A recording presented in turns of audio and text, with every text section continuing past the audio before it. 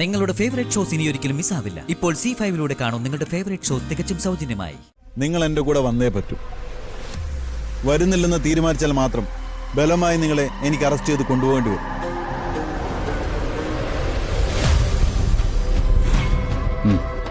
ഞാൻ വരാം സാർ.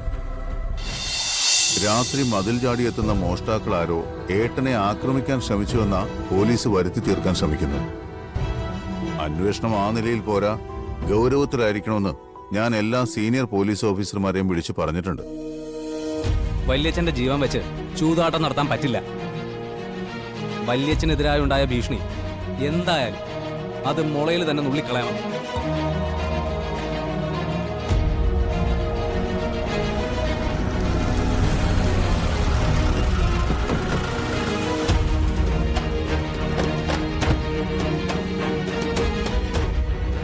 നിങ്ങളിവിടെ തന്നെ നിൽക്കി. Okay sir.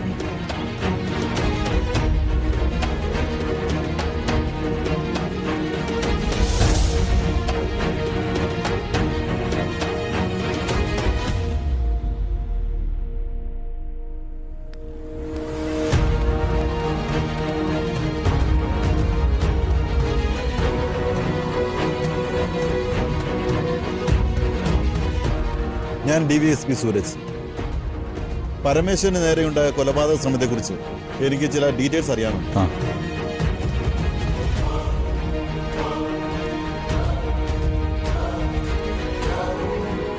നിങ്ങൾക്ക് ആരെങ്കിലും സംശയമുണ്ടോ?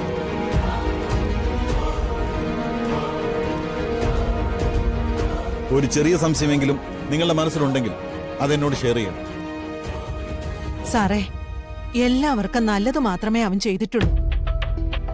ഒരാളെയും ഒരു തരത്തിലും ബുദ്ധിമുട്ടിക്കാൻ പോയിട്ടുമില്ല. പിന്നെ ആർക്കാണ് ശത്രുത?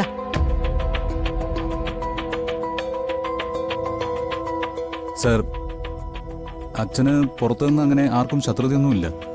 പുറത്തുനിന്ന് ആർക്കും ശത്രുതയില്ല, വേണമെങ്കിൽ വീടിനകത്തുനിന്ന് ശത്രുതയാവാം എന്നാണോ ഉദ്ദേശിച്ചത്? അല്ല സാർ, ഞാനങ്ങനെ പറഞ്ഞേ ഉള്ളൂ. സാധാരണ വലിയ വലിയ കുടുംബങ്ങളിൽ ഇത്തരം സംഭവങ്ങൾ നടക്കുമ്പോൾ അതിന് പിറകിൽ സ്വത്തിനെ ചൊല്ലിയുള്ള ഒരു തർക്കമുണ്ടാവും.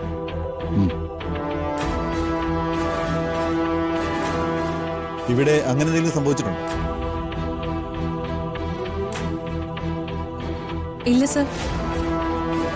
അച്ഛൻ സ്വത്തിന്റെ കൈമാറ്റത്തെക്കുറിച്ച് തീരുമാനം എടുത്തു വെച്ചിരുന്നു. അതെങ്ങനെയായിരുന്നു? വീതം വയ്ക്കലൊന്നുമല്ല സർ.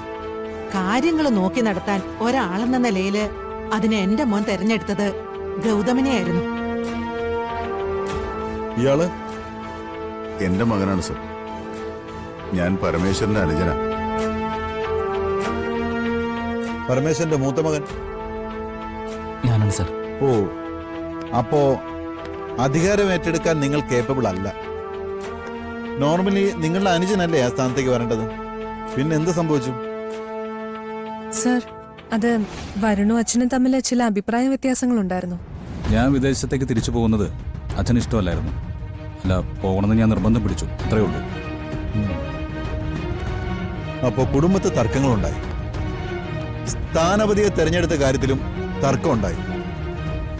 നിങ്ങളെല്ലാവരും പറഞ്ഞ ഒരു കാര്യം ഇപ്പൊ ശരിയാണെന്ന് തോന്നുന്നു. പരമേശ്വരന് ശത്രുക്കളില്ല, പുറത്തുനിന്ന് ഒരിക്കലും ഇല്ല. മിസ്റ്റർ വരുൺ, നിങ്ങൾ ഞങ്ങളുടെ കൂടെ സ്റ്റേഷനിലേക്ക് ഒന്ന് വരണം. എന്തിനാണ് സാർ? അന്വേഷണത്തിന്റെ ഭാഗമായിട്ടാണ്. സാറെന്താ ഉദ്ദേശിക്കുന്നത്?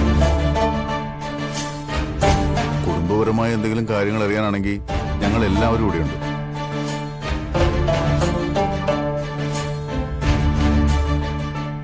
ഞങ്ങളോട് സാറിന് ചോദിക്കാൻ. അല്ലാതെ വരുണിനെ കൊണ്ടുപോകാന്ന് പറഞ്ഞ. മിസ്റ്റർ ചന്ദ്രശേഖർ, ഞങ്ങളുടെ നടപടികളിൽ നിങ്ങൾ ഇടപെടണം.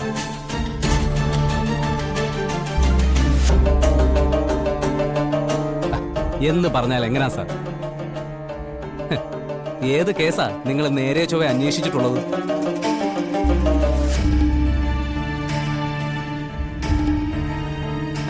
എന്ത് കിട്ടിയാലും വളച്ചൊടിക്കലാണല്ലോ നിങ്ങളുടെ ശീലം. വരുണിനെ കൊണ്ടുപോകാൻ പറ്റില്ല. കൊണ്ടുപോകണമെന്ന് ഞാൻ തീരുമാനിച്ചാൽ കൊണ്ടുപോയിരിക്കും. അതിനിയിപ്പം നിങ്ങളല്ല ഏത് കൊലകൊമ്പന്മാർ തടഞ്ഞാലും.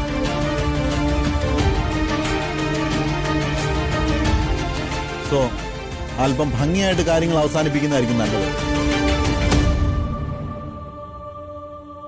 സർ, ഒരു പരാതി തന്നോ എന്നുള്ളത് സത്യം. അല്ലാതെ അതിന്റെ പേരില് സാർ ഈ ആൾക്കാർ ശ്രദ്ധിക്കാനുള്ള അടവൊന്നും കാണിക്കണ്ട.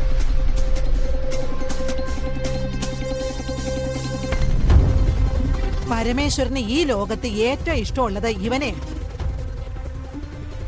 അത് ഇവിടെയുള്ളവർക്കും ഈ നാട്ടുകാർക്കും നല്ലോണം അറിയാം. പിന്നെ എന്തിനാ സാർ? മിസ്റ്റർ വരുൺ, നിങ്ങൾ എൻ്റെ കൂടെ വന്നേ പറ്റൂ. വരുന്നില്ലെന്ന് തീരുമാനിച്ചാൽ മാത്രം ബലമായി നിങ്ങളെ എനിക്ക് അറസ്റ്റ് ചെയ്ത് കൊണ്ടുപോകേണ്ടി വരും.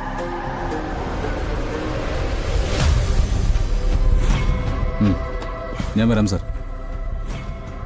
അച്ഛൻ്റെ കാര്യത്തിൽ ഇങ്ങനെയൊരു സംഭവം ഉണ്ടായിട്ടും അടങ്ങി ഒതുങ്ങിയിരിക്കാൻ എന്നെ കൊണ്ട് പറ്റില്ല.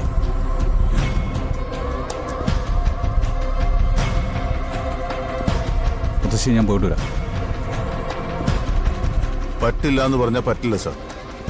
കണിമംഗലം പരമേശ്വരന്റെ മകനെ പോലീസ് അറസ്റ്റ് ചെയ്തുകൊണ്ട് പോയി എന്ന് പറഞ്ഞാൽ അത് ഞങ്ങളുടെ അഭിമാനത്തെ ബാധിക്കുന്ന കാര്യമാണ്. മിസ്റ്റർ ചന്ദ്രശേഖർ, വെറുതെ പ്രശ്നങ്ങൾ ഉണ്ടാക്കരുത്.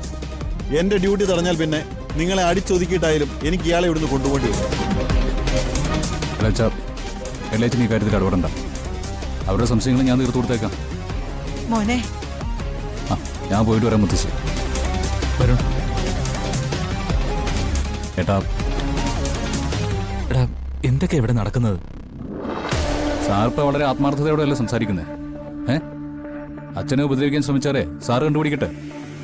ഇനി അഥവാ സാർ അതിൽ തോറ്റുപോയി കഴിഞ്ഞാൽ ആളെ ഞാൻ കണ്ടുപിടിക്കും, ശിക്ഷിക്കുകയും ചെയ്യും.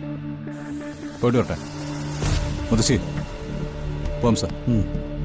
സാറവിടെ നിന്നേ. കൊണ്ടുപോകുന്നത് കണിമംഗലത്തുനിന്നാ. ഇവന്റെ ദേഹത്ത് ഒരു നുള്ളു മണ്ണ് വീണാൽ പോലും അതിന്റെ ഉത്തരവാദിത്വം സാറ് പറയേണ്ടി വരും. സർവീസിലിരുന്നാലും സർവീസിൽ നിന്ന് പുറത്തിരുന്നാലും അത് ഓർമ്മ വേണം. വരൂ. ചെല്ലുവാ. ശരി.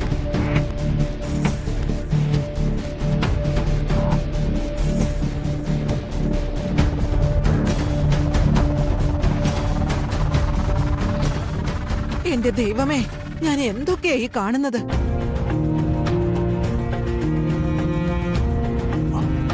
അമ്മ വിഷമിക്കൊന്നും വേണ്ട. അവനെ പുറത്തിറക്കാൻ വേണ്ട കാര്യങ്ങൾ ഞാൻ ചെയ്തോളാം. അതെന്റെ ചുമതലയല്ലേ.